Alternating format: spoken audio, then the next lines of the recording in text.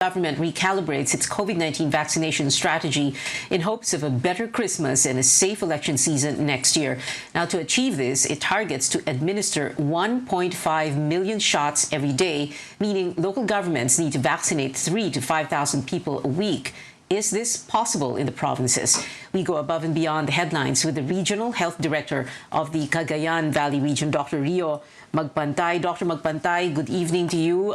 In February, we spoke before the vaccination rollout began. But first, I wanted to do a little bit of numbers, to show the numbers lang po muna para maintindihan po ng viewers natin. Ang population po ninyo sa Cagayan Valley ay 3.6 million. And your vaccine-eligible population is 2.5 million, Dr. Magpantay. Can you tell us ilan na po ang fully vaccinated at ilan na po ang may first dose na? Yes, that your statistics are correct. For our first dose, we have vaccinated around 680,000 clients, and for the fully vaccinated, around 580,000. That's around 27% and 22% respectively. 27%, Doctor, of the 2.5 million? Yes, of first dose, and then around 22% for the fully vaccinated.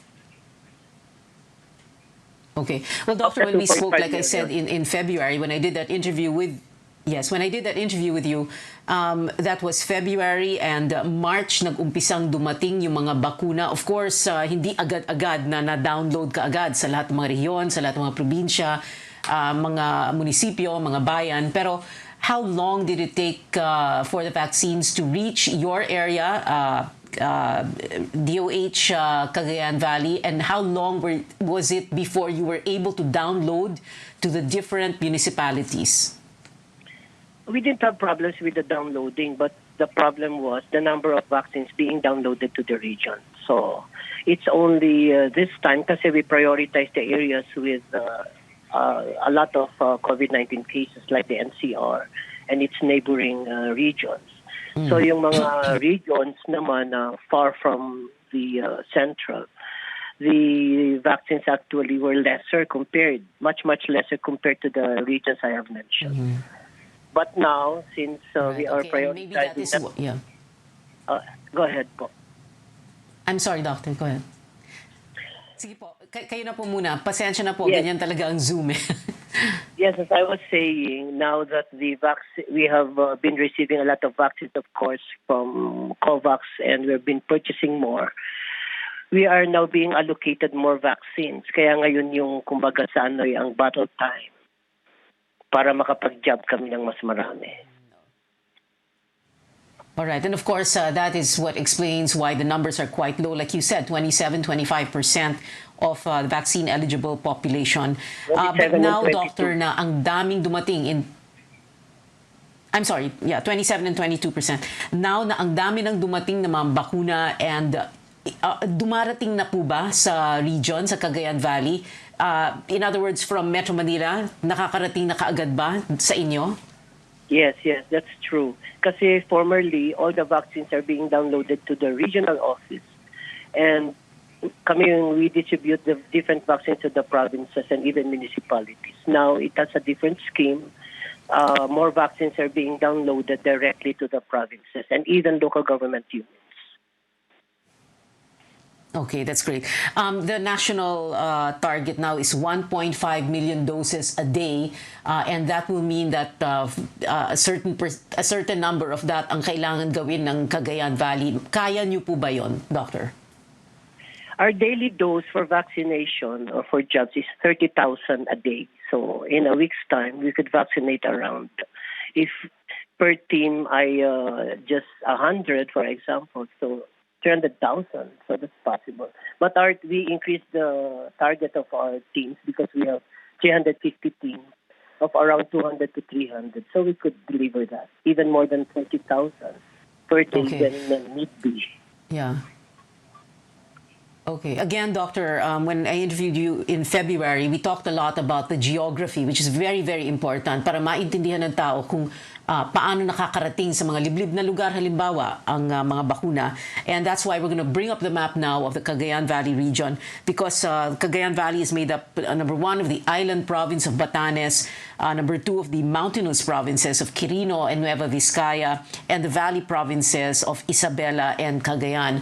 And when I say geographical challenges, I really mean, like we spoke about it in February, ang laki ng challenges nyo. And I remember you talked about how you said you would need to hire, for example, light planes to bring vaccines over the Sierra Madre mountain range, for example. That you had challenges when it comes to coastal areas of Cagayan province, challenges in terms of the island town of Itbayat in Batanes, for example, the farthest point of Quirino, for example, and so many other municipalities sa Cagayan Valley. Nung nakwento niyo po yun nung February, all this time, syempre, ang iniisip ko was, paano niyo nagawa yung pagpapadala ng mga bakuna sa mga liblib na lugar na iyon? Yeah, that's very true. What you mentioned was really true. But we engaged the support of other agencies such as the OCD and the AFP. So sila ang aming tinatap before to bring the vaccines to the different islands, particularly Batanes. Fortunately, for the past how many months after February, wala namang masyadong typhoon dito. And walang masyadong malakas. Meron man, hindi siya malakas. Right. So mas madali namin na ibibigay or we were able to download the different vaccines to the areas you have just mentioned, the difficult areas. So very important talaga yung collaboration and cooperation with other agencies such as AFP.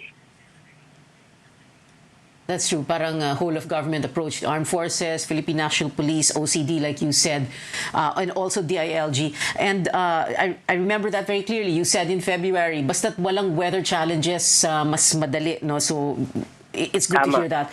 Now, Doctor, the other issue, because kanina nga si Yusek Rosario Vergere, DOH, no, sinasabi nila, binabantayan nila, isa sa mga rehiyon na binabantayan ay Cagayan Valley dahil medyo tumataas daw ang bilang ng mga kaso. So ang tanong dito is, mahahabol po ba yon ng vaccination rate? Are you confident about that?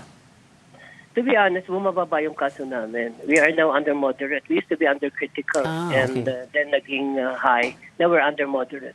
If before, during the critical stage, we were able to vaccinate even a little less than 30,000, the more that we could vaccinate more. That's how I see it. And now that we have a different scheme na pwede na i-download sa iba't ibang lokal na gobyerno coming from the central, mas mabilis silang matatanggap yun as mas mabilis silang maibabakuna. The only challenge we have now is the number of vaccination teams. We really have to add more to make sure na faster yung jabbing natin. That's true. Dr. Rio Magpantay, the Regional Health Director of the Cagayan Valley Region. Doctor, maraming salamat po sa inyo. Please stay safe, sir.